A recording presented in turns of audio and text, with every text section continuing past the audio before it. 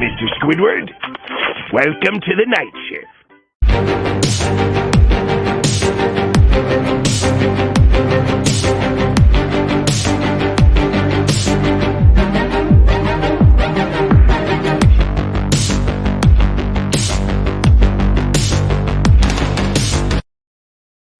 Hello, everyone. Welcome to the night shift. I'm Loro Antonio, and we have a lot to talk about today with the NFL. We're going to talk about the Cowboys Saints game and a lot more NFL news to discuss. Then we'll talk about college football. Looking forward to predicting my picks for the SEC championship game, the Big 12 championship game, the Pac-12 championship game, along with the Big 10 championship game, ACC and AAC championship games, which is going to be a really fun weekend, which we'll get to. And, of course, the MLB Lockout. I have a lot to get off my chest and all that, and talk about how optimistic I am about that a deal will get done sometime next month or before spring training, which we'll get to and talk about, and also be talking about the biggest winners and losers of the MLB offseason so far. And then the Grizzlies beating OKC by whooping them 73 points, which is a record. We'll get to that story last. But Isaiah Leung, the Asian Skip Bayless, will be joining me in just a moment. So let's start with my recap here. The Cowboys and Saints Thursday night game. I mean, from what I saw, the Cowboys played a much better game. And I say that because they almost had it against the Las Vegas Raiders. But at the same time, the Saints, however, they just got blown out 2 straight weeks. And I was kind of thinking that the Saints, however, they would come back and make this an offensive display between Prescott and Taysom Hill. But the Cowboys were obviously the better team. And also talk about Ezekiel Elliott having over only 45 rushing yards on 13 carries tonight.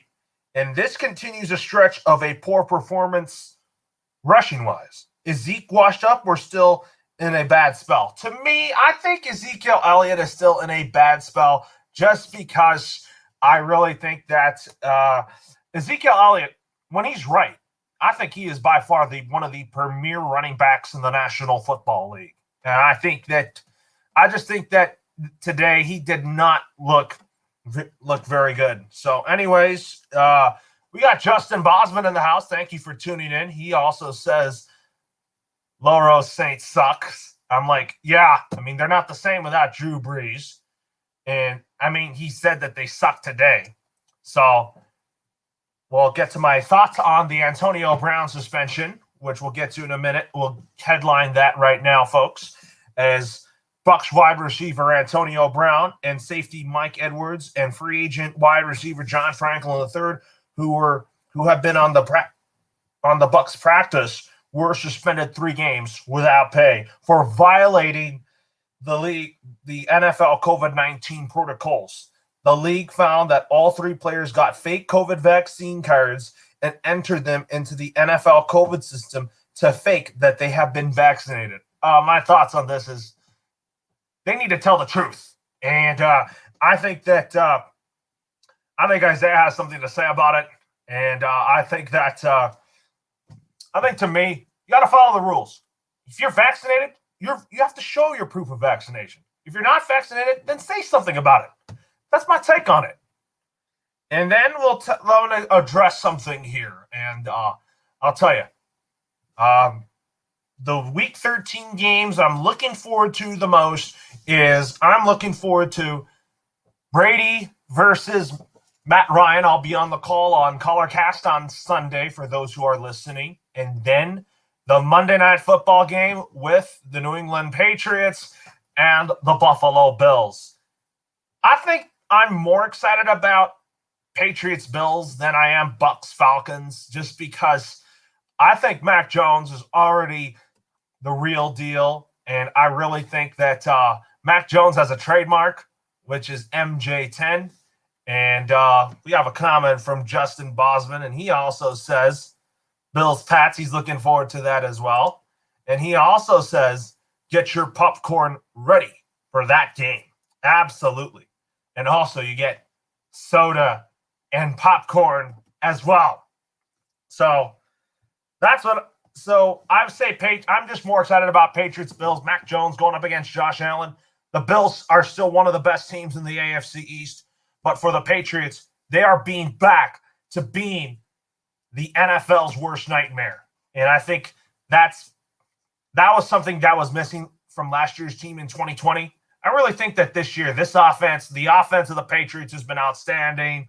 I mean, Mac Jones continues to keep getting in better and better after that 1-4 start. This Patriots team continues to fight.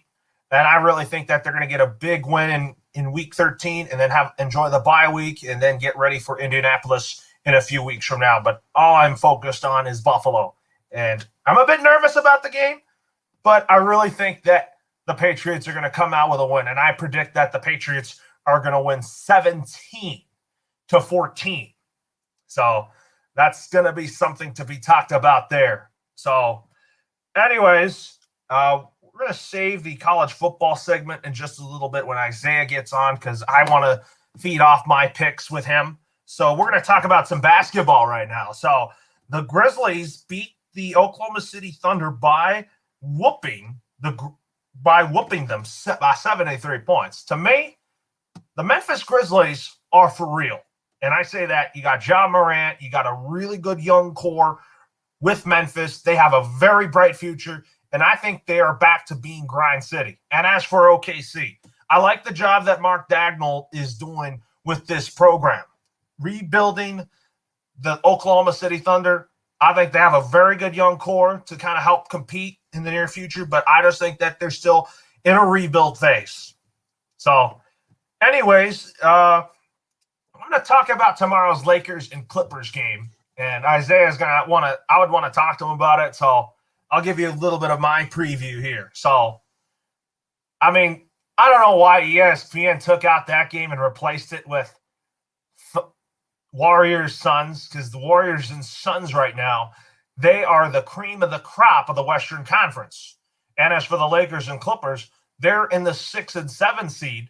I mean, obviously, LeBron James just came off of COVID protocols because his COVID test was false positive.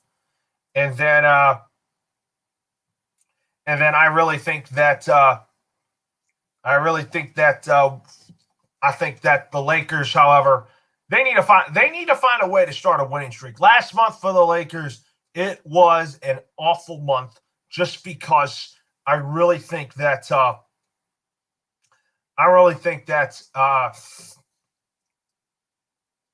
I just think that the Lakers last month, they couldn't even find a way to start a win streak. They could not beat teams that they were supposed to beat.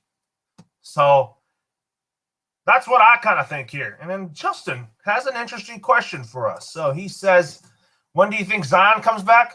Maybe sometime this month. And then we got Christy Wilson tuning in. And thank you for tuning in as well, Christy. She says the Grizzlies spanked the Thunder. Talk about spanking. Big time spanking for the Oklahoma City Thunder. So, anyways, now I'm going to give you – I have a lot to get off my chest when it comes to the MLB lockout. So, anyways, here are my thoughts on the MLB lockout. So, I'm frustrated. I'm really disappointed that they couldn't get to an agreement prior to December 1. I was so optimistic about it and that something would get done either before or after Thanksgiving. But the owners were just not too pleased with the proposals that the Players Union made. And also, with that being said, player signees and trades and negotiations are halted. CBA talks are coming first before baseball resumes business as they're in a work stoppage for the first time since the 1994 players' strike. So, as a Dodger fan myself, I want to see more baseball. I want to go to more games. I talked about it with Callum McClurg about it, and we both love this game of baseball. So a statement right here that I will read to the audience here. It says from the Dodgers, "Dear Dodger fans, as Tommy Lasorda often said, you are the greatest fans in the world, and we are grateful for the loyalty and support that you've shown the Dodgers and our beloved game of baseball throughout the years. We hope that you and your loved ones are enjoying the holiday season, and we wish you the best for this upcoming new year.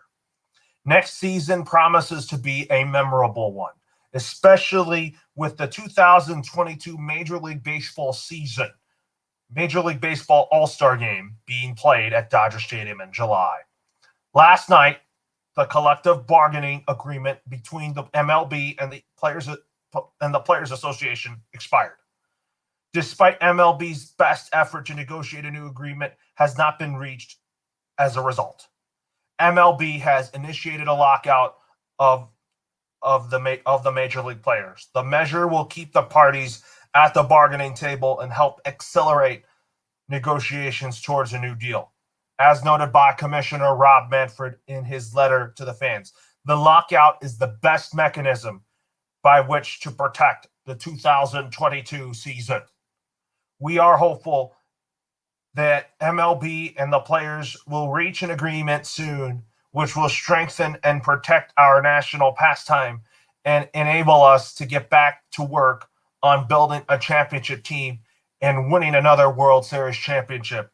Thank you again for your support and best wishes for the holidays. Sincerely, the Los Angeles Dodgers." Then we have a statement to read from Commissioner Rob Manfred. He says, "To our fans, I first want to thank you for your continued support of this great game of baseball.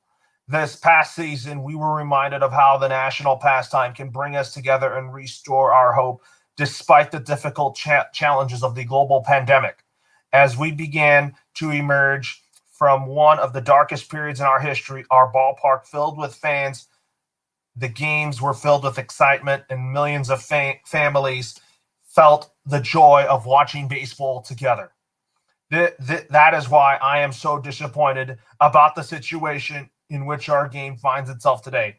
Despite the league's best efforts to make a deal with the Players Association, we were unable to extend our 26-year-long history of labor peace and come to an agreement with the MLBPA before the current CBA expired.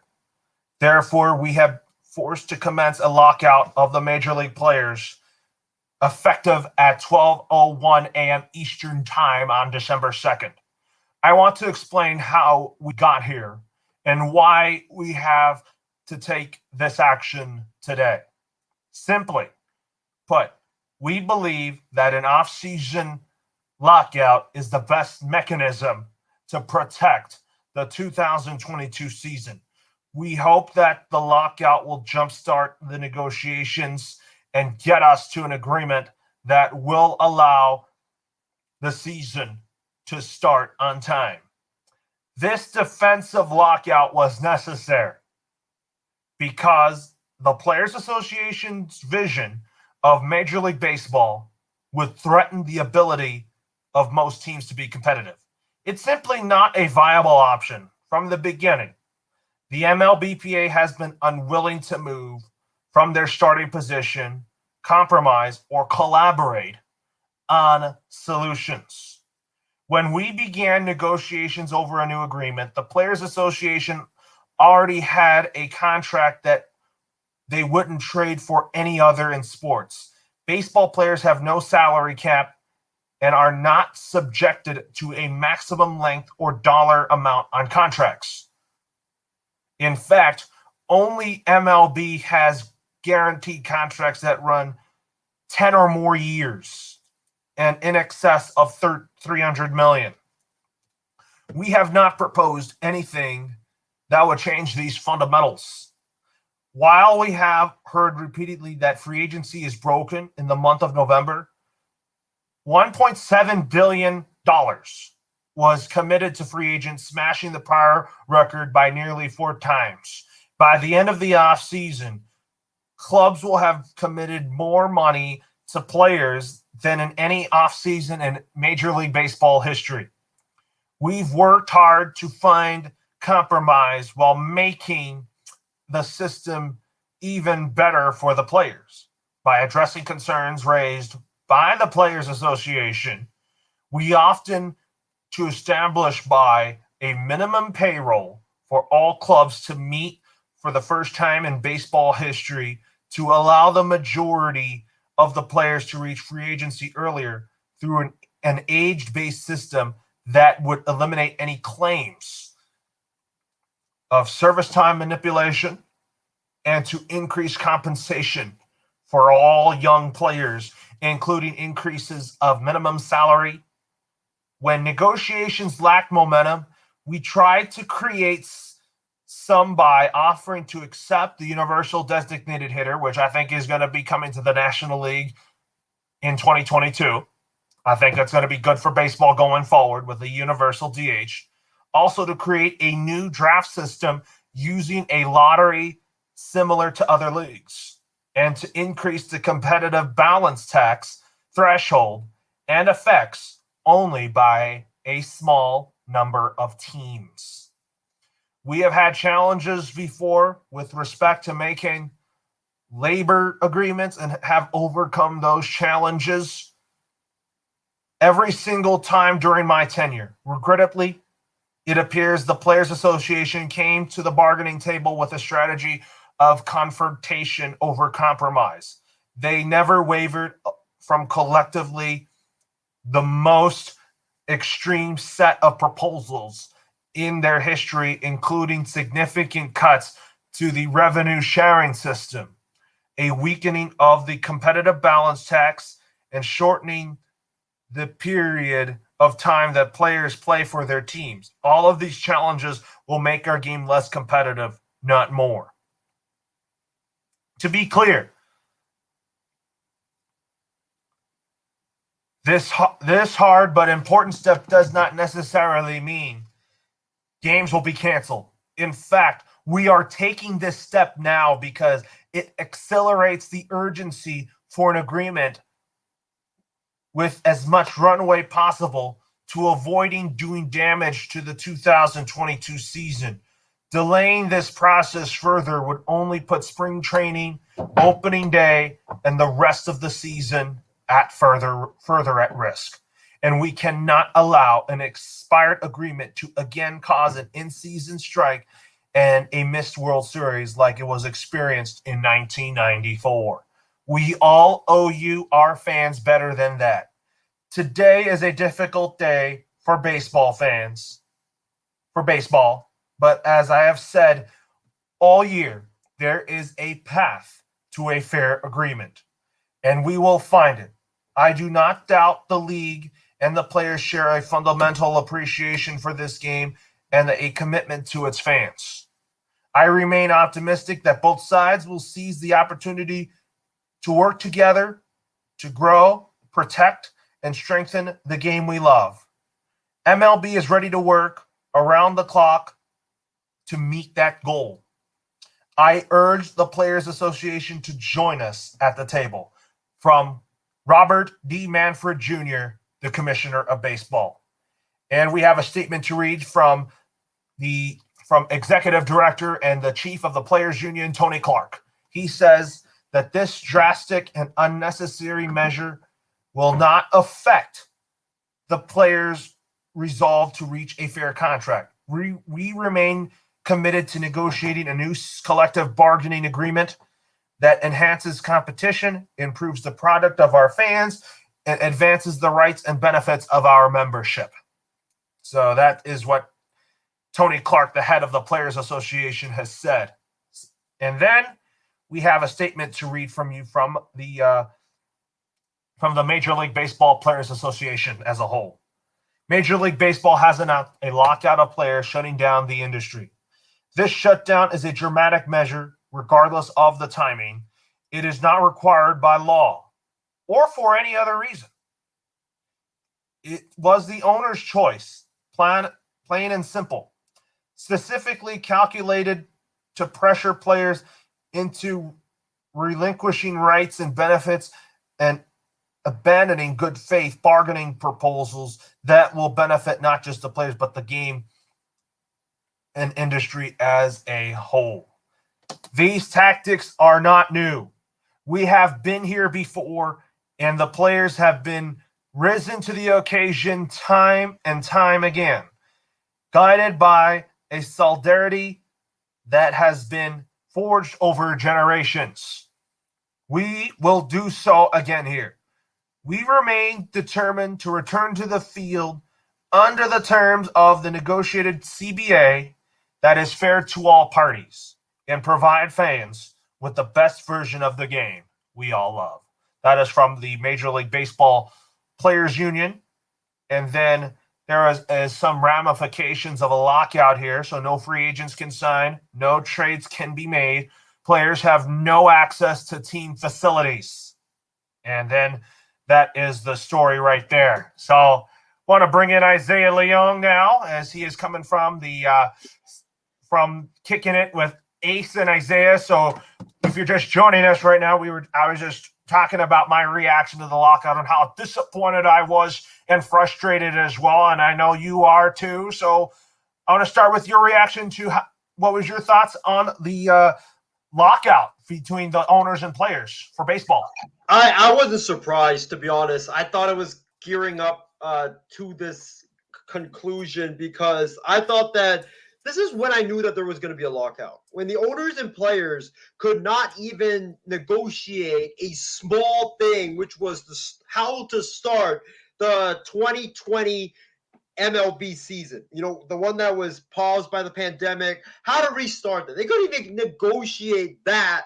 How could they negotiate a full-on CBA? So I kind of knew last year when both sides were really heated about the whole CBA, or not the CBA, but the restart, that something was going to happen. And, it was kind of like a dark cloud hovering over everybody's head this season. So I'm not surprised that it happened. I just hope that, I hope and pray that the owners and the players could just sit down and have a conversation, a man-to-man conversation, because right now what they're doing is what kids do. They just sit down for 7 minutes. Oh, we have the slightest disagreements, and everybody just walks out and goes their separate ways. Sit down in a room, force them to sit down in a room and talk man to man. These guys are men. These guys aren't kids, and it's just so frustrating, Loro, that these guys just can't even sit together for 10 minutes to talk about the collective bargaining agreement without one side walking away from the negotiations. It's terrible, man, and I just hope that something can snap these guys out of it and they could just sit together and talk like men and try to get something done, because we know the owners need baseball. We know the owners love baseball. That's why they bought their teams. If they didn't love the baseball, if they didn't love owning their teams, why would they even buy their teams? We know the players love playing this game, so everybody needs baseball. Just hope that they could just come to their senses and get something done, because it's just so frustrating how these guys are all acting right now like they're a bunch of babies. Yeah, it's kind of foolish to me. I mean, Rob Manfred, Tony Clark, I know that they can get it done. I mean, Rob Manfred's been a labor lawyer before. Tony Clark has really good perspectives from a player's perspective to try to get this thing done, as you know. And I just never, the last time baseball had a work stoppage, I wasn't even born yet. So I really think something will get done. And I really think that these talks will get settled after the holidays too. And we'll get to NFL in just a minute here. So, I mean, talk about so far, despite all this lockout stuff, I mean, let's talk about our biggest winners and losers of the MLB offseason so far. So let's start with the biggest winner here. So I'm going to say my biggest winner is the Texas Rangers, and they have been the most active team this offseason. And after the lockout ends, I expect them to be continually active. I have some players that I have on their radar, like they should bring back Nelson Cruz to be their DH. They should bring in Kyle Seager to play third base. And man, oh man, the Texas Rangers are going to be really good again. Well, Loro, I like that idea of yours to have the Seager brothers reunite in Texas. I think that's a really good idea, and I really hope to see that happen. Will it happen? I don't know, but I really want to see that happen. But for me, you gave your biggest winners. It was Texas. But Loro, who is your biggest loser from this free agency period thus far? I mean, talk about the Arizona Diamondbacks. They only just made one good signee, and that's Mark Melancon to be their closer. And that's not going to do them any good. They got Jordan Luplow, though, but Jordan Luplow is kind of a platoon player. Right. So, I mean, I was very confused about the Melancon move because I thought that Mark Melancon, I think he's right now in his mid-30s. I thought that he would go somewhere to try to win. I didn't think he was going to go to Arizona because, let's face it, you're not going to win in Arizona like this upcoming season because the Diamondbacks were atrocious last year. They're probably going to be atrocious again this year, barring a miracle. So, I didn't get that move one bit for Mark Melancon. But, Loro, about the winners and losers for me, I gotta agree with you. It's Texas definitely because they spent like over 500 million on upgrading their roster. They're clearly in it to win, and with that new ballpark, being like 1 or 2 years of age and being how nice it is, like you gotta make a splash to draw fans into that ballpark, or else it's gonna be like Levi Stadium in Santa Clara where it's just going to be empty for every single game that you have. So I'm glad the Rangers went out to make their moves that they did. I think that the division is actually going to take a step back next year. I would not be surprised, Loro, if the Rangers are in contention, because when you look at this division, right, the A's are probably going to drop out of it because they're having a fire sale, so they're probably going to be in the bottom. The Angels are making a serious run. The Astros, I know they got Verlander back, but Greinke's gone. They have a bunch of bullpen guys that's also gone as well. Plus the fact that, if I'm not mistaken, Correa is probably going to be gone as well. So that's a big blow to the Astros. The Mariners, they're coming. The Angels are coming. The Rangers are coming. This division is wide open. So I think that it's smart for Texas to make their investments now and to try to go for it with how open this division is. My other winners probably would be the Detroit Tigers, like Justin mentioned. They went out, got Javi Baez. They got Eduardo Rodriguez. Plus, now they still have some money left from only signing Baez to a 6-year, $100+ million contract instead of giving Correa a 10-year, $300 million deal that you can use that money that you saved on not getting Correa and getting Baez instead and going to get other players to fill out your roster. So I think that Al Avila and AJ Hinch have done a really good job. I love what the Tigers are doing, and I would not be shocked if the Tigers next year are in the hunt for a playoff spot. And I would say my other winner probably would be I would say it's probably the New York Mets. Look what the Mets have done. Mark Canha, Starling Marte. They also got Max Scherzer as well. So they're going for it as well. And I would say the losers, if I had to give a couple of losers, I would say probably the A's, because the A's lost a lot of players. Marte's gone. Canha's gone. A lot of players probably will also be gone as well, like Matt Chapman and Matt Olson. Plus, there's no more rumors on like a manager. And now with the whole lockout thing happening, you can't even name a manager until this lockout is over because there's a freeze on every single transaction. So I don't know what the A's are doing right now. There's no rumors that they're in on anybody. There's no rumors who's going to be their next manager. It's just so dysfunctional. Oh, I have a name for the A's, who I think is going to be their next manager. Right. My pick to be the A's manager, I want to keep it within Bob Melvin's staff, and I pick Mark Kotsay, former player. He knows what it's like playing for the A's, and I think he'll do a tremendous job being the Oakland A's next manager. I would not be shocked if it's Kotsay. I really wouldn't, because right now there's just no noise regarding who's going to be the next manager. So I have a feeling they're going to keep it in-house, and if you're going to keep it in-house, I would rather have Kotsay than Ryan Christensen or Darren Bush. So the A's are one of my losers, and I would say if I had to name another loser, it's Probably Mark Melancon, honestly. Not the Diamondbacks, but Mark Melancon. Why would you sign with the Diamondbacks? It makes no sense. Yeah, you're in your mid-30s. You're not getting any younger. You want to He's from Arizona. He went to Arizona. That's why he wanted to play there. The Diamondbacks needed help to kind of stabilize their bullpen, and they needed a closer. Yeah. I think he's probably going to be one of their bright spots, along with Ketel Marte and David Peralta. Those are their best players. But that team as a whole, the Arizona Diamondbacks, to me, they are going to not be a good team for a long time. They're going to be rock bottom for the next 8 years. And I'm saying it right now. Oh, and I agree with you. I don't know why he signed with Arizona. You know, normally when you're a veteran, you're supposed to go somewhere to win, and he took the money, and he's going to go to a last-place team. So I don't know what he was thinking there. I think if you look at the NL West, Isaiah, talk about the Dodgers, the Giants, and the Padres being really good next year. And then I think Colorado, if they keep Trevor Story, I think that's going to be a good 4-team race. I'm not really that optimistic about the Rockies because even if you keep Trevor Story, John Gray is gone. You're going to need more pitching. I think it's going to be the Padres, the Giants, and the Dodgers next year in the NL West. I like what the Dodgers have done. Losing Scherzer is going to hurt.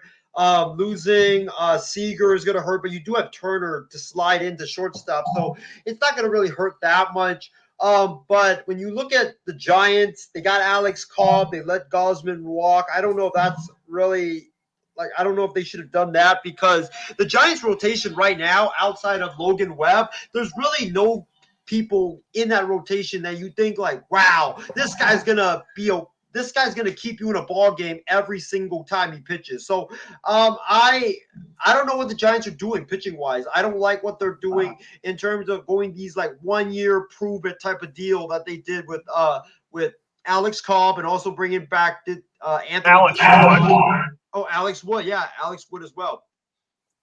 Yeah, and then also talk about getting DeSclafani too. But Justin has a question for us. And he wants to know, where does Carlos Correa is going to go? Do you think it's the Tigers, or do you think it's the Cubs, or does he return to the Astros? I think it's between the Cubs and the Astros at this point.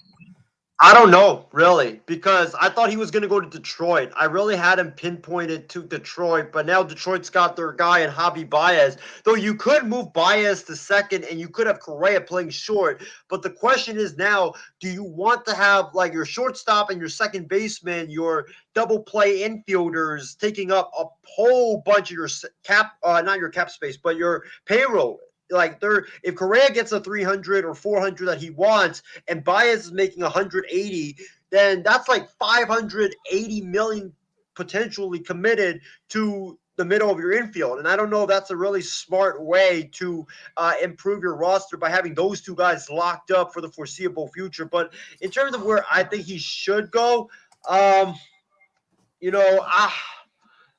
I want to say Philly because they need a shortstop, but the question is Correa. I don't think Philly needs a shortstop. They should give Didi Gregorius a chance to start at shortstop again. Well, and I also think they're going to go with the cheaper option in Trevor Story. I don't think that they're willing because they already have Bryce Harper for 10 years, $330 million. That if you sign Correa, you're probably going to have to go 10 years, $300+ million. And I don't think you want to have two guys saddled with $300 million plus contracts. Also, my point on the Phillies is I'm going to get to your Phillies here. I think they need a trade for Craig Kimbrell, and then you trade Jose Alvarado and Gene Segura to the White Sox. Kimbrell would make sense because he played for Dave Dombrowski when Dave Dombrowski was the Red Sox president of baseball ops. And he would definitely stabilize our bullpen. By the way, we did get Corey Knebel, I believe, the other day. Yeah, from my Dodgers. Yeah, from your Dodgers. He's a really good pitcher. I like him. But I think you need more than just Corey Knebel. So I think that, for the Phillies, I think the Phillies definitely need to bring in Kimbrell. They need to bring in an established closer. They really have to. Yes. I mean, no more Hector Neris and all that. I just think that the Phillies would benefit from Craig Kimbrell as their closer.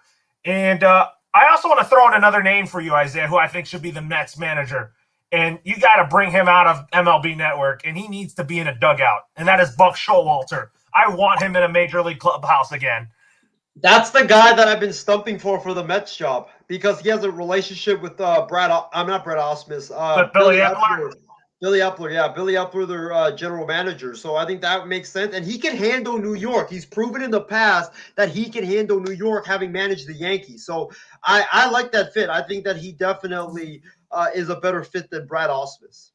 Yeah, you could just bring in Brad Osmus as your bench coach. I think that would definitely be the answer right there. So now moving on to the NFL. So, well, I kind of gave my kind of reaction to the Cowboys Saints game, but I'll tell you, Isaiah, the Saints got blown out twice in back-to-back weeks. I was thinking that the Saints would come back and kind of make it a competitive football game with the Cowboys, but Taysom Hill kind of looked lost in his first start back. But you know what?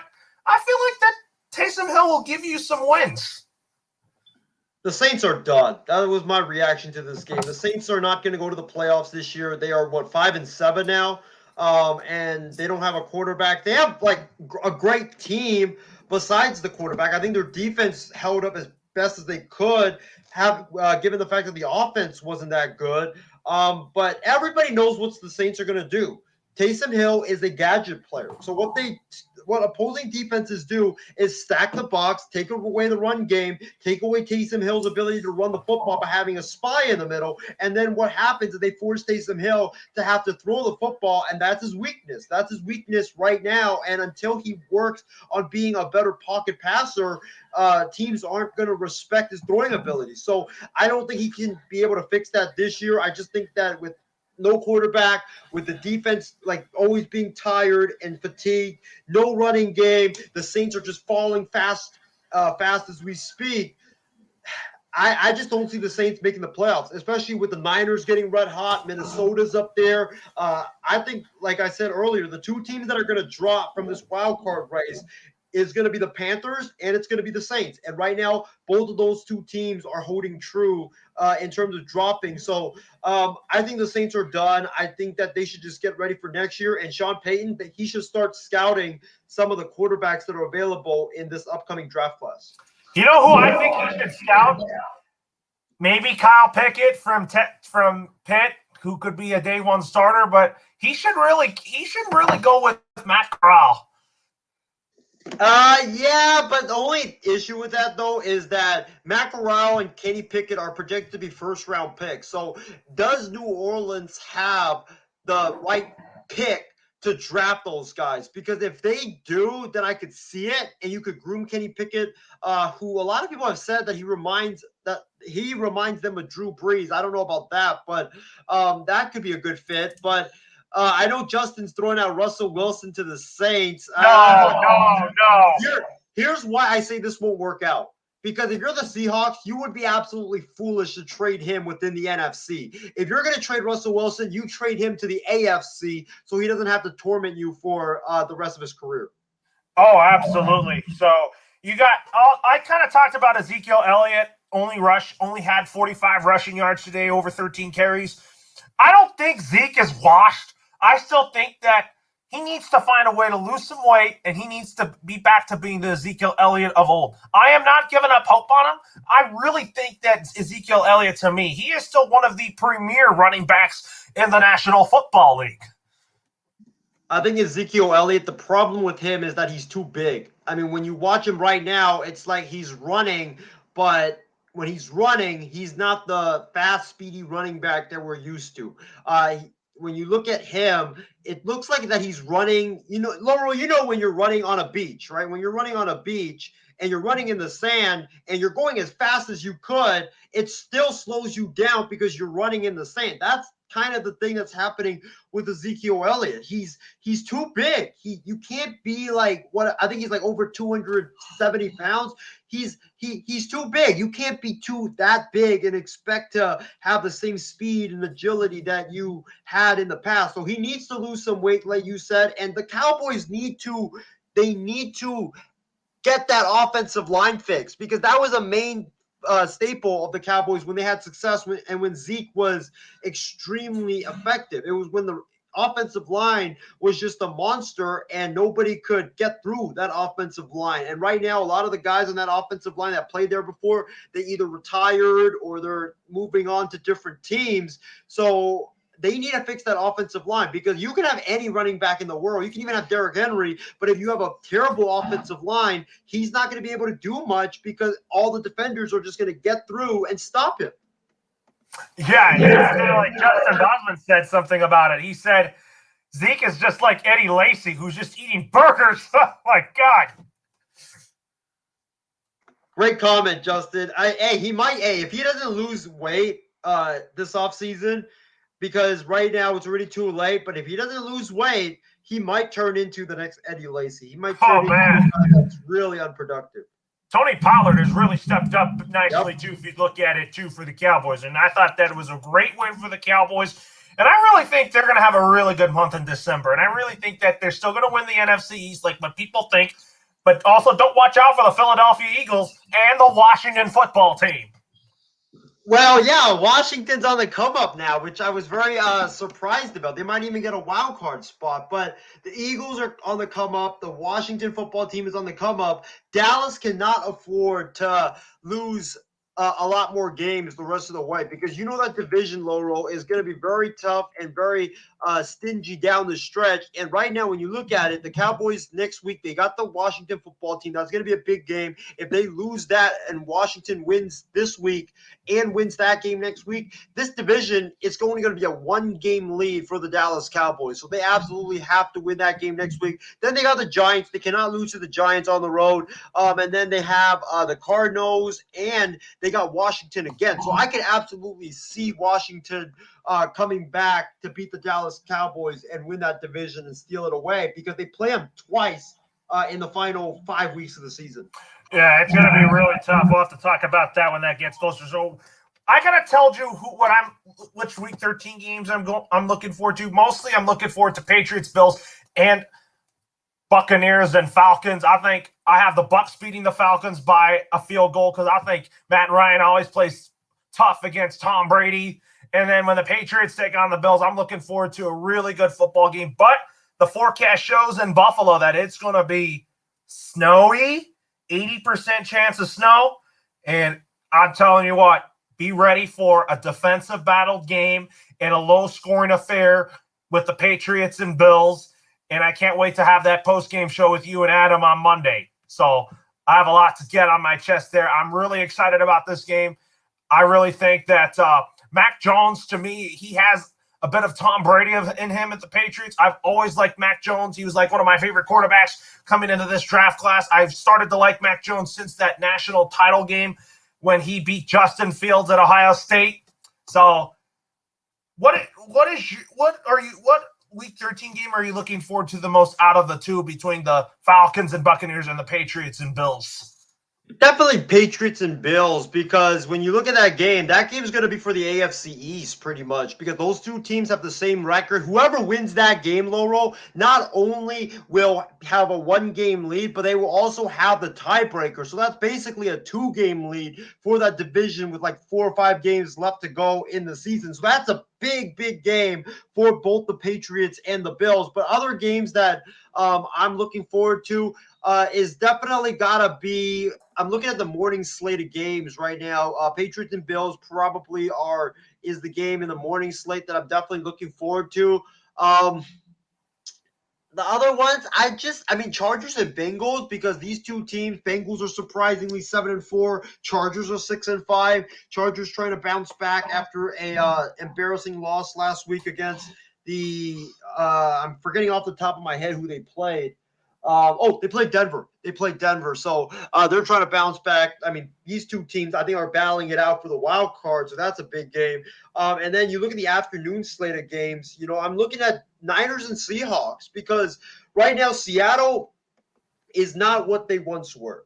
But it's still at Lumen Field. It's still Niners Seahawks. It's a divisional game, and the Seahawks seem to have the Niners number all the time in Seattle. I think the Niners only have won one game in 10 years in Seattle. So if the 49ers win this game, it's going to be a huge win because for their playoff implications for the wild card, and also that they will be able to keep pace with the Rams, because the Rams lose again and the Niners beat Seattle, then the Niners and Rams are going to be tied for that fifth wild card, or for that first wild card in the NFC, the fifth spot. And San Francisco will actually overtake the Rams because San Francisco owns the wild card owns the tiebreaker from having beaten the Rams. So that's going to be a huge game for sure. Plus, I believe it's going to be raining in Seattle as well. So that's going to definitely hurt, or that's going to definitely help the 49ers since they love to run the football. And last but not least, Broncos and Chiefs. I mean, Loro, we've been saying Vic Fangio is probably going to get fired after the season if he doesn't make the playoffs. Well, Vic Fangio actually has the Broncos in playoff contention right now. Who would have thought, Isaiah? And you even said that the Broncos need to be in playoff contention if in order to save Vic Fangio's job. Exactly. And who would have thought that 11 games into the season that Vic Fangio and the Broncos, after their up and down start, they would actually be in contention for a playoff spot. And right now, when you look at the standings, they are only one game back of the Chiefs for the AFC West. I mean, call me crazy, but Denver could honestly win the AFC West with how they're playing right now. And they got the Chiefs, the Raiders. They have a lot of divisional games coming up. So they could steal the AFC West. That would be absolutely wild. But that game is going to be huge because Denver's only one game back. Whoever wins that, if Denver wins, they will only be, I believe, they will be tied with the Chiefs. Actually, they will be ahead of the Chiefs because they will be tied record-wise, but they have the tiebreaker as well. So that's a huge game for both the Chiefs and the Denver Broncos. It is. I mean, I'll tell you that. I want to get to your Niners and Seahawks real quick, but honestly, I'll tell you what. I still have the Seahawks winning this game. You know, I believe in miracles, and don't count out Russell Wilson. I know he hasn't looked good these last few games. He was off. He played much better against the Washington football team, but it wasn't enough for the Seahawks to get the victory. And I really think that he's going to have a really good game against the 49ers, and I expect Russell Wilson to get the victory against the 49ers. What about you?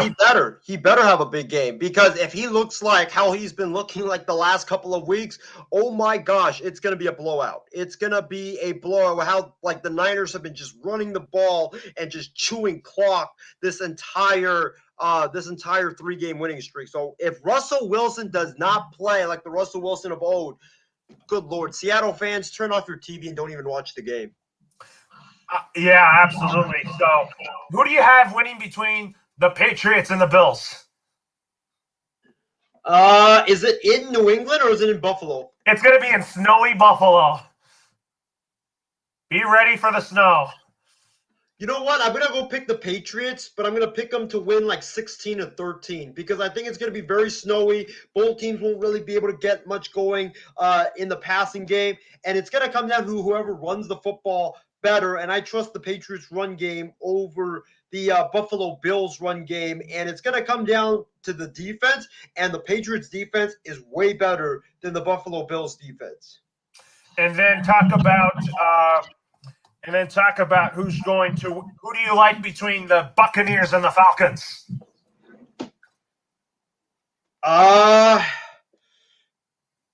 Buccaneers and Falcons.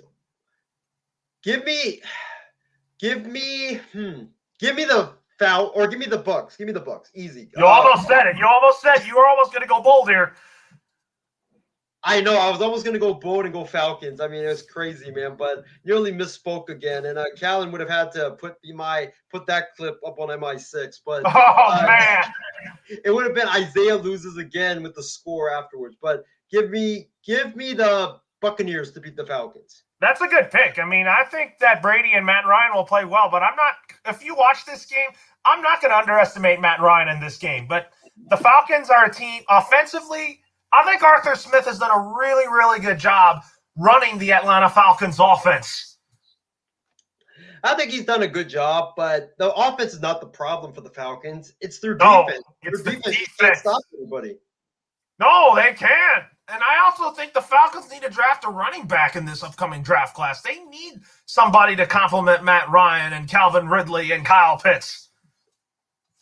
Yeah, but I also think that, you can have all the great offensive weapons you want, but if you just not have defensive talent and you can't stop anybody, it doesn't matter if you score like 30 or 40 points if the other team is putting up 50 or 60 points. So they need to focus on the defense. They have to focus on the defense. That's going to be a huge must this season or this offseason. That is going to be a huge must for the Falcons. That's for sure. And then talk about the Seattle Seahawks playing the 49ers. That's going to be – I think it's going to be a good game. It's going to be very competitive. But I have Seattle winning. Who do you have winning? I got San Francisco winning because I just don't think that Russell Wilson will be the Russell Wilson of old in this game. And I think what the Niners are going to do is this. The Seattle Seahawks have the 31st ranked run defense in the NFL. So Kyle Shanahan, Loro, is going to take advantage of that and just run the football down the Seahawks' throat, and they won't be able to stop it. So expect a lot of like 13-minute 14, 15-minute drives from Kyle Shanahan and the 49ers offense and just chewing up clock all day long because the Seahawks just can't stop the run. Also, Justin has something to say about it. Pete Carroll should get fired, and I don't think he should get fired just because I think that Pete Carroll is the right person to lead the he's the right person to lead the Seattle Seahawks going forward. So we're going to send Isaiah the link here. So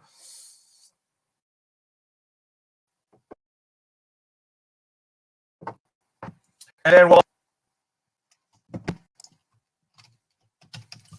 also going to be talking about Sunday Night Football. So we'll ask Isaiah who he wants between Denver and Kansas City before we get into some college football stuff. I'm really looking forward to this college football Saturday, SEC championship game and all that. So Isaiah accidentally X'd out here. So totally apologize for that. And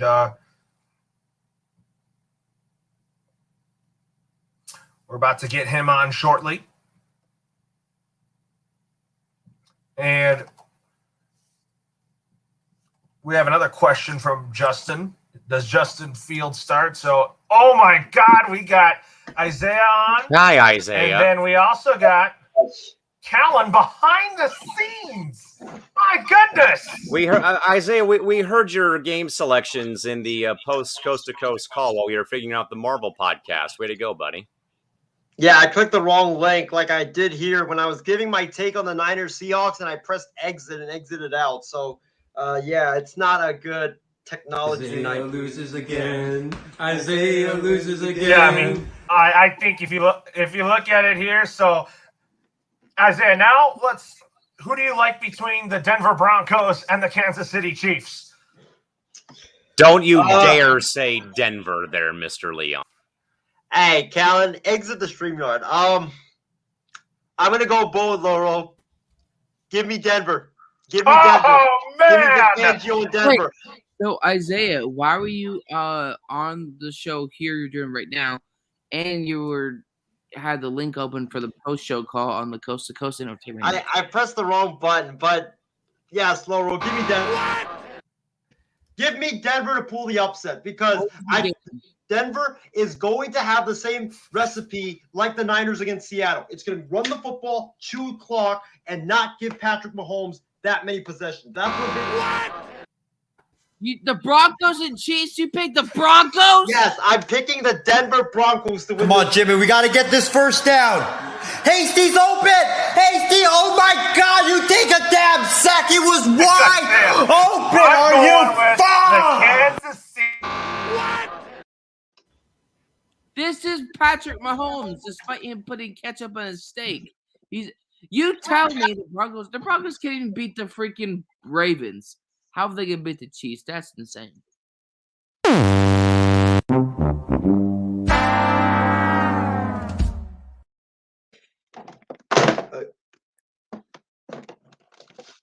Loro, you're muted, man. Oh, sorry. So I was asking John, can you dive in why the Broncos beat the Chargers? Oh, Chargers? Yeah, I mean, your Broncos played a good football game, and surprisingly so, they are in the mix to win this division. Well, first of all, they're not winning division, number one. Number two, I disowned them weeks ago, so I can care less what happens. Well, Okay. Loro, here, I'll tell you why. The Denver Broncos, and I posted this on Facebook. Nobody Oh, cares, my gosh. Isaiah. Loro, back over to you. All right, Calvin. So I picked the Chiefs to win this game just because, I think Denver will make it competitive. I really like Teddy Bridgewater making it interesting. He's done a really good job keeping the Denver Broncos into this race. And I wouldn't be shocked if he's their starting quarterback next season. And, John, I'm talking about Teddy Bridgewater. Oh, okay, no, he's not the starter next year. This guy is below average. This guy he cannot throw a deep ball. Not great in play action. He can barely do the screen passes. No, he's not the guy of next year. They have a struggling offensive line. You have to move on from Melvin Gordon, his terrible contract. What do you do with Noah Fant? He's not the guy next year. He's just the guy they're going to settle for this year. Just like you don't settle in a marriage, you don't settle for an NFL quarterback. And that's what the Broncos are doing right now. The thing about Go ahead, Loro. Oh, no. Go ahead, Loro. Next topic. The next topic that we are going to be talking about here is that we're going to go into college football. So anyways, USC stunned the college football world, and they steal Lincoln Riley away from Oklahoma. I'm going to start off with this and kick it off. I am excited about Lincoln Riley coming to USC. It's going to be the USC glory days all over again. UCLA is on the rise. I can't wait for UCLA and USC to play chess next season. And USC, you're going to be in the top 10 in the poll next year with Lincoln Riley. And I am very excited about it. USC has got a good recruiting class heading into next season, and he's got to make Daxton Dart the starting quarterback for USC over Keaton Slovis. He's not messing around. Lincoln Riley's not messing around in his first year at USC. And Isaiah, what about you? What is your thoughts on Lincoln Riley at USC now? Pull up Justin Bossman's comment. Pull up Justin Bossman's comment. All right, let's do that. He says USC is back. What? Oh my God! Let me say this. When I was at work, right, at Levi's, and when I saw it, Loro, my reaction was like this. Like, I couldn't believe what I saw. Like, I literally had my phone with me in the break room, and I saw it, and I nearly fainted in the break room because I was like, are you kidding me, man? Lincoln Riley went to USC. This guy said he was not going to go to LSU, and I thought that when he said that, like, I'm not taking any call, like, that he wasn't going to take any college jobs, and the only place he was going to leave Oklahoma for was the NFL.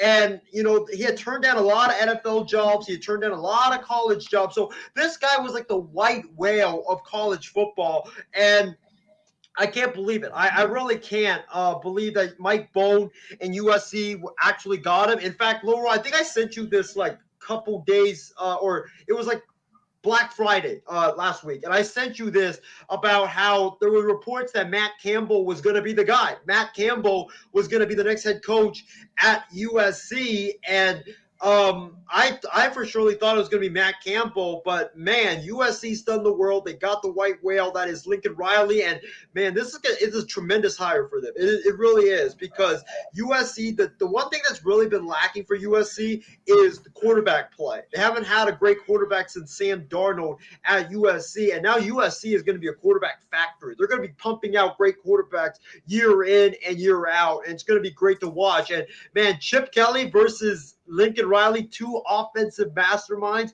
going at it. I mean, sign me up. It's going to be the college football version of Kyle Shanahan versus Sean McVay. It's going to be great. It is.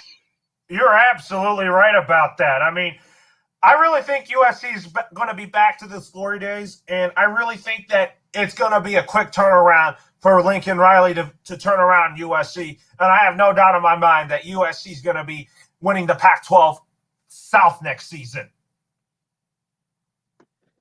I got them winning the Pac-12 South too. In fact, I think I'm going to go on a limb here and say I think they win the Pac-12, to be honest, because I think Lincoln Riley is a great coach, and I think that Oregon's going to be weaker because they're going to lose a lot of their players to the NFL. They're losing their star defensive tackle to the NFL, so that's a great thing. USC, this is for them to take. The whole conference is in a flux right now. This is for USC to take, and I think they take it next year, and I think they win the Pac-12. Who do you think wins the Pac-12 North next year? Is it still Oregon? Do you still favor Oregon? Do you still? Well, I think Oregon takes a step back. I think they take a step back because they're going to lose a lot of players, and like Justin said right there, they might lose their head coach Mario Cristobal to Miami. There's already a lot of rumors circulating that Mario Cristobal might be eyeing a return back to his alma mater in Miami. You know, I'm going to go with Arizona State. I think that with Jaden Daniels coming back, I think that team with Herm Edwards, they're primed. They were supposed to this year win the Pac-12. Or no, they're not in the Pac-12 North. My bad. It's the Pac-12 South. Yeah, they're in the Pac-12 South. I just realized that. I'm just so glad that Callan and those guys aren't in here to see that. But give me. I don't know. Actually, it's going to be really tough. I think the Pac-12 North next year is going to be really wide open. It is. Talk about maybe Stanford could be back up there next year. I like David Shaw and what the job he's doing. And Mario Cristobal going back to Miami, I could see that happening. It's his alma mater, so I wouldn't blame him if he did. Yeah, he should leave Oregon and go there. And then Oregon starts with a new coach. So, anyways, I really am excited about Lincoln Riley, to be honest with you. I follow both USC and UCLA, but I'm not sure who to go for if it's when Chip Kelly and Lincoln Riley go head to head. You're going to see a shootout. That's what you're going to see. You're going to see like a 45-42 shootout next year when UCLA plays USC. So I can't wait for that. I really cannot wait. I think UCLA is going to be good next year, but I don't expect them to be winning I don't expect them to win the Pac-12 South next season. I think it's going to be a battle between USC, UCLA, and Arizona State. I think it's going to be those three teams that will battle, and it's going to be fun. It's going to be so much fun to watch. I can't wait for it.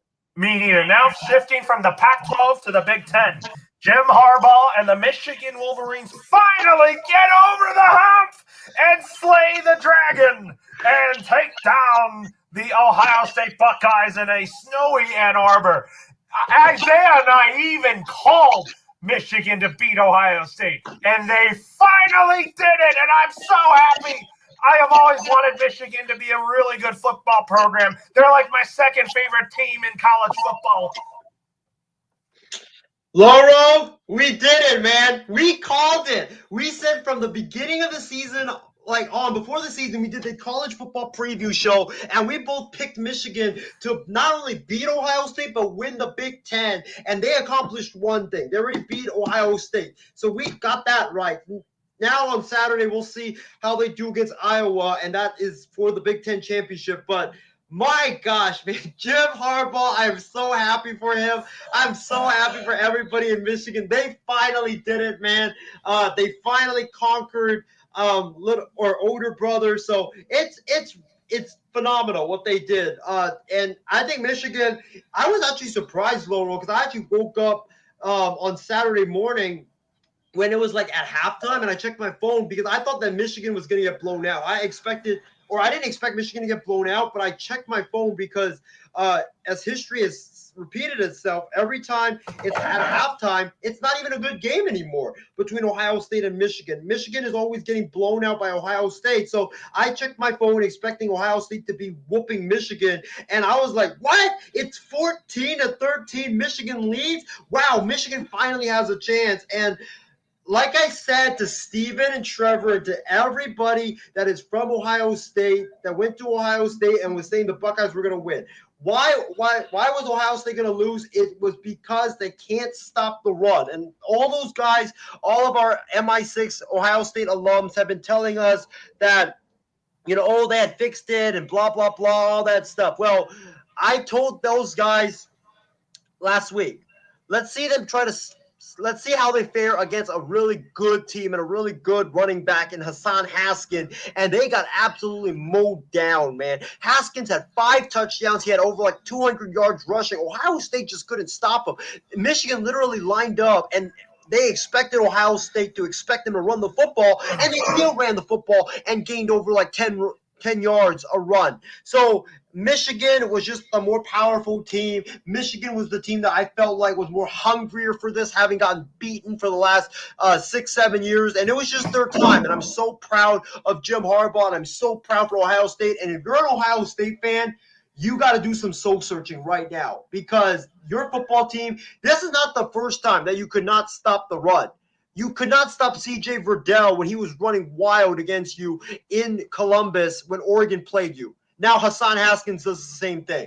So you got to do some soul searching. Maybe fire the entire defensive staff. Who knows? But Ohio State's got a big problem on their hand, because if they don't fix this and this becomes like a chronic problem, Michigan is going to go from little brother Loro all the way to older brother. I think Ohio State's still a good football program, but I don't think they're making the college football playoff at all. No, they're not. They're done, man. They're absolutely done. They're not. Michigan's going to be in it. Well, Michigan has to win. They have to beat Iowa, and I have 100% trust in Jim Harbaugh that they're going to beat Iowa. Yeah, we'll get to our picks in just a minute. Let's start with the biggest SEC championship game. I mean, Isaiah, I know you're going to go for your Georgia Bulldogs to stun my Alabama Crimson Tide, but I'm going to go first, and who I want to win the SEC championship, I'm picking the Alabama Crimson Tide. I think they're going to win in a close score. I think it's going to come down to a last-second field goal. I'm going to say it's going to be 55-52. That's going to be a really, really good football game between those two. And I really think Bryce Young's going to have a really good game. I've been impressed by him all year, and I have no doubt in my mind that Bryce Young is going to be a really good quarterback in the NFL when it's his time in the NFL draft. But for Georgia, I like Kirby Smart. He has done a phenomenal job with this football program, and Nick Saban has beaten him. He has beaten them not once, not twice, but 3 or 4 times when they've gone head-to-head. And Kirby Smart is a defensive-minded coach. Nick Saban is a more systematic coach. But Stetson Bennett versus Bryce Young, woo! Loro, we've been looking forward to this game and talking about this game for, 6-7 months now, ever since the college football season began. I know Georgia has had a lot of success this season, and I know Alabama hasn't looked that great as of late. But I'm going to say this.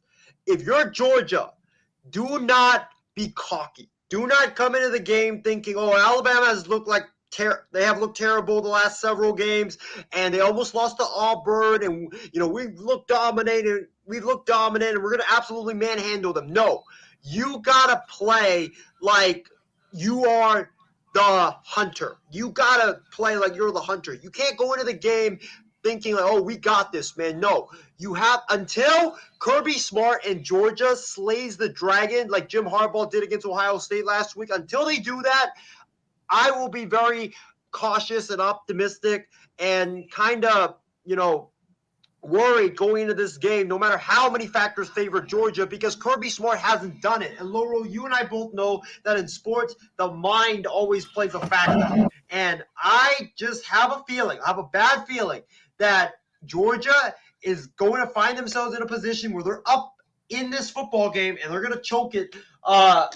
They're going to choke it in the second half because that mind is going to play a factor. But, I don't think it's going to be Bryce Young versus Stetson Bennett. I think it's going to be Bryce Young versus JT Daniels. I think Georgia has been preparing JT Daniels for this moment. They know that JT Daniels is a big-time quarterback, and they need JT Daniels to play like a 5-star recruit to win this football game and to win potentially a national title. So for me, I'm going to go with Georgia because I think JT Daniels will come in off the bench and rescue the Georgia Bulldogs. But it's going to be one hell of a game Saturday afternoon in Atlanta. And I'm preparing to lose my voice cheering for the Georgia Bulldogs. Sorry, Justin. Oh, man, I think it's going to be a really good game. But let's stay on the SEC real quick, and we got to talk about this. And no more Ed Orgeron at LSU. And I can't wait for Brian Kelly to join that conference after 12 years at Notre Dame. And I was like, Brian Kelly should be staying at Notre Dame. And now he's joining one of the premier football schools at LSU. And I'm excited to see him join a really good football program. And I think that he is going to make LSU a winner each and every year. And I really can't wait to see Nick Saban and Brian Kelly go head-to-head next year. Alabama versus LSU on a yearly basis, two of the top, or a rivalry that is one of the top rivalries in all of college football. And now it even gets more spicier with Brian Kelly versus Nick Saban. I can't wait for this game. I can't wait for next year. I can't wait for this showdown. It's going to be phenomenal. Brian Kelly, like you said, Loro, I was stunned that he left Notre Dame just because, I thought that, he was going to stay at Notre Dame forever. But I guess, the money definitely talked to him. And who can turn down $100+ million when LSU is coming calling? So Brian Kelly, he's a phenomenal hire. He was a great hire for LSU. This was the grand slam hire by Scott Woodward at LSU. And he's going to win a national championship at LSU within 3 years. Trust me on that. Brian Kelly's going to have LSU a national champion within 3-4 years. I'm excited to see Brian Kelly at LSU. He joined a really good conference, and I really am excited to see. I like Ed Orgeron, but in the end, things didn't turn out the way he wanted it. Yeah, the off the field stuff, man. Like you can't be late to practice because you're partying with girls. Like that stuff just won't fly, man. Like you are supposed to be a mentor to these young men. If they see you doing that, they're gonna do that as well. So that's why it really deteriorated just like that. I have no doubt in my mind that Ed Orgeron's going to be working in a college football program next year, either as a head coach or as a assistant. I think he reunites with Lane Kiffin at Ole Miss, and he's their assistant head coach. That could happen. I could see it. I'm looking at some of the other coaching openings right now. There's not really a lot of them that really intrigue me. So I think he's more bound for being an assistant next season. Yeah, I think he goes back to Ole Miss with Lane Kiffin. Now, from the SEC to the Big 12, you got Oklahoma State going up against Baylor. Oklahoma's not in this. I'm surprised about it. I think Oklahoma will win their bowl game, and I think Bob Stoops is going to end up being the permanent head coach at Oklahoma again. That's what I pick. That's what I think. But I'm going to go with the better coach in this one, and I'm going with Mike Gundy in Oklahoma State. Ooh, wow. This is going to be a great game. It's going to be a dogfight because these two teams have really good offenses and really good defenses. So it's going to be a really close game. It's going to come down to the wire, man. Wow. I really don't know who to pick because these two teams are just very similar. You know what? Give me the upset, Loro. Give me Baylor. I just think Baylor this season, for some reason, they look like a team of destiny. And Dave Aranda has always had Mike Gundy's number in the past. So I think he's going to do it again. And I think Baylor wins. If Baylor wins, it's going to cause utter chaos in the college football playoff because we know that if Bama loses and Baylor wins and Oklahoma State loses, then there's going to be is there going to be a 2-loss team in the playoffs? Is Notre Dame getting in without a new coach? There's going to be so much chaos going on. And there might be talk that Ohio State, a team that didn't win their division, not in the conference championship game, they might get into the playoffs because there's going to be so much chaos going on in college football. So I think Baylor wins, and it's going to open Pandora's box, and we're going to have utter pandemonium on Saturday evening when we're trying to think about who's going to be in the college football playoff when it gets announced on Sunday morning. And who did you say was the head coach of Baylor again, who had Mike Gundy's number? Dave Aranda. Oh, yeah, Dave Aranda, I think he's done a good job replacing Matt Rule at Baylor. But now I have two favorite conferences. One of them is the SEC. That's my favorite conference in college football. One of my other favorite conferences is the Pac-12. So Oregon and Utah, that is going to be I don't think it's going to be a classic. I'm going to say Oregon's going to blow them out. For me, I don't think it's going to be a blowout, but I think it's going to be like a 10-point game because I think Oregon has the better offense. I think when they walked into Utah, when they walked into Salt Lake City, not everybody, but I just don't think that they were really mentally ready for that hostile environment. Because when you look at Utah, like with all their fans roaring and it being a cold night and, everybody in Utah, the state of Utah was gunning for you, like that was just too overwhelming for Oregon. But now it's in Las Vegas. It's in a neutral site. Oregon's the better team, I think, against Utah, and I think it's going to show. And give me the Ducks. Give me the Ducks to win this football game, and I think they win by like 10 points. They are going to win by 10 points. It's going to be a really good football game between those two.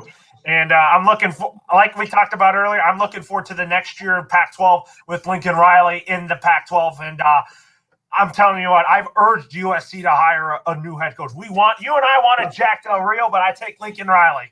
Oh, I take Lincoln Riley all day, man. But the reason why I said Jack Del Rio was I never thought that they were going to be able to get Lincoln Riley. Like that is a huge, huge hire, Loro. Yeah, and then let's go to the Big Ten. So Iowa and Michigan.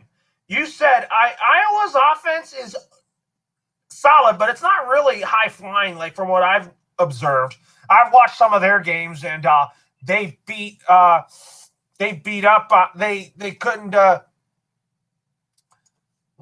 But anyways, but for Michigan, they played very well. So I'm going to say that Michigan gets the victory over Iowa, but it's going to be a close game.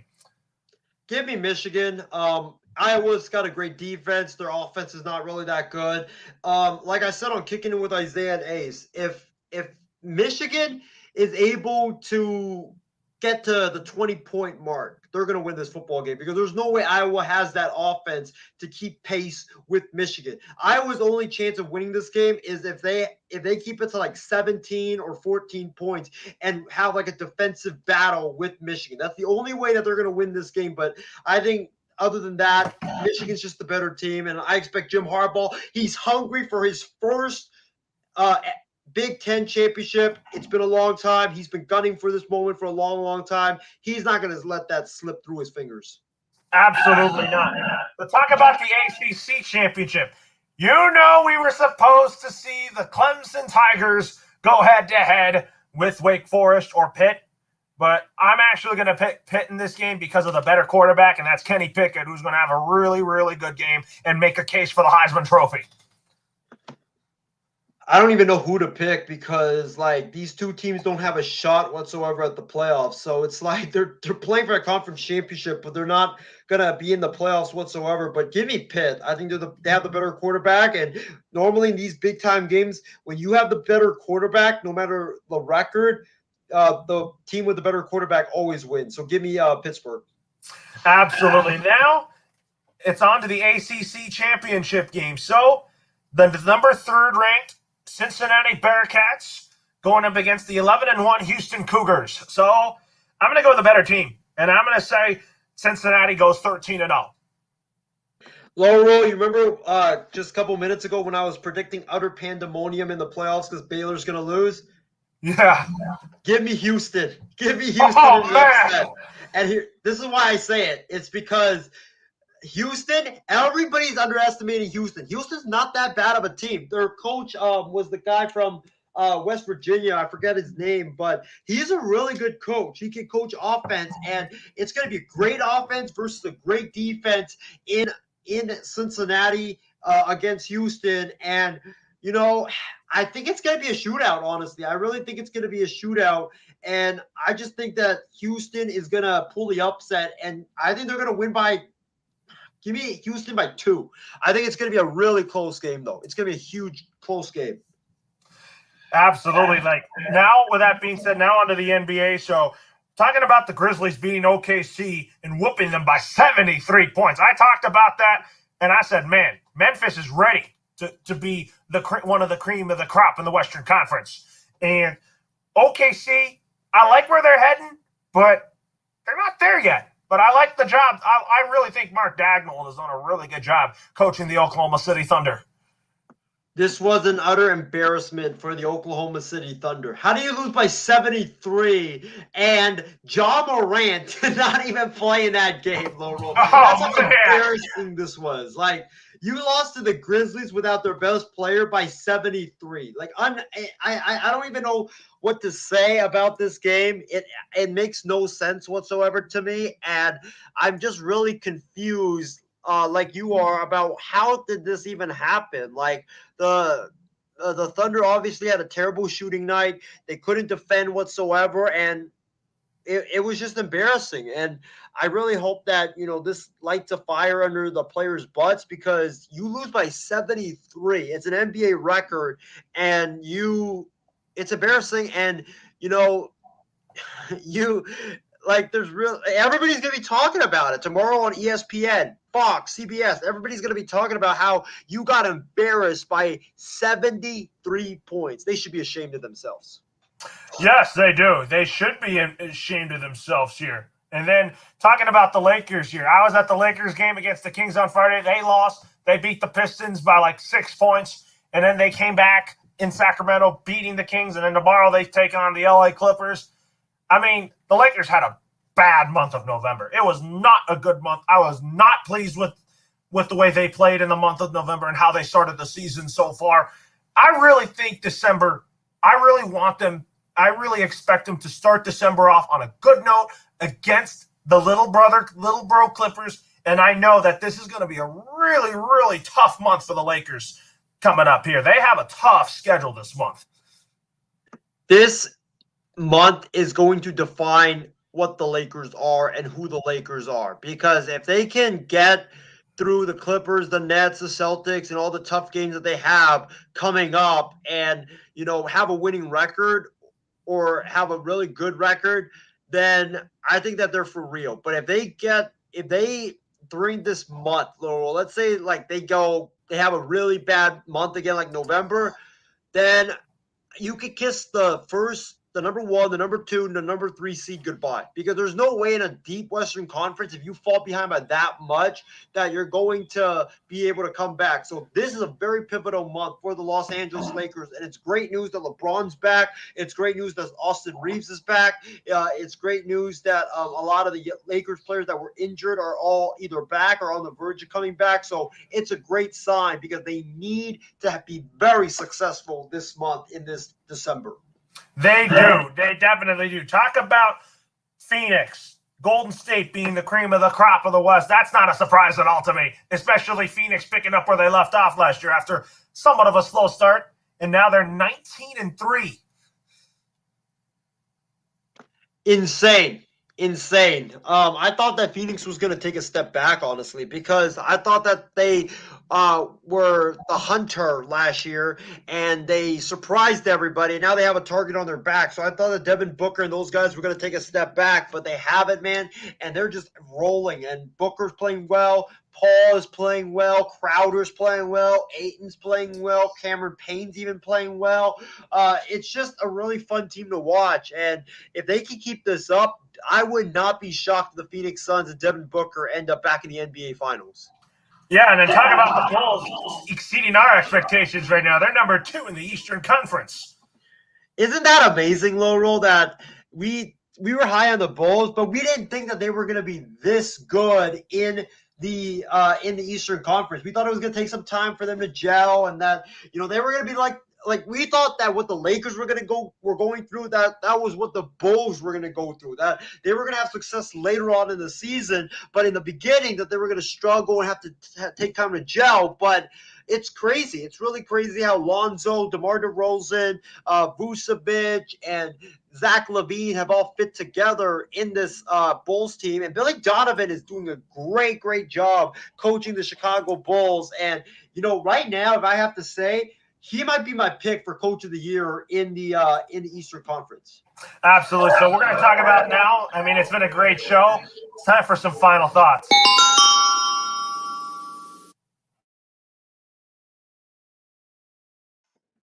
been a great show tonight, folks. And one of my final thoughts is that I predict that the MLB lockout will last until end of January, early February, so that we have a full season with baseball, because I think everybody needs that. I think the owners and players need that.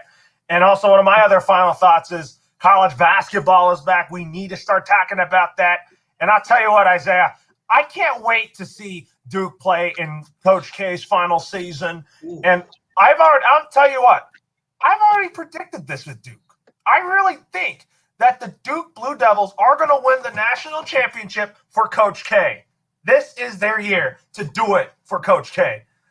That would be wild, and that would be amazing at the same time. But, for my final thoughts, I want to thank Justin and all the other fans for tuning in to our show tonight. It was a great, great show. Final thoughts is definitely looking forward to tomorrow, Saturday, and Sunday, because that's when the College Football Conference Championship games are underway, starting tomorrow with Oregon and Utah on Friday night in Las Vegas. It's going to be so much fun.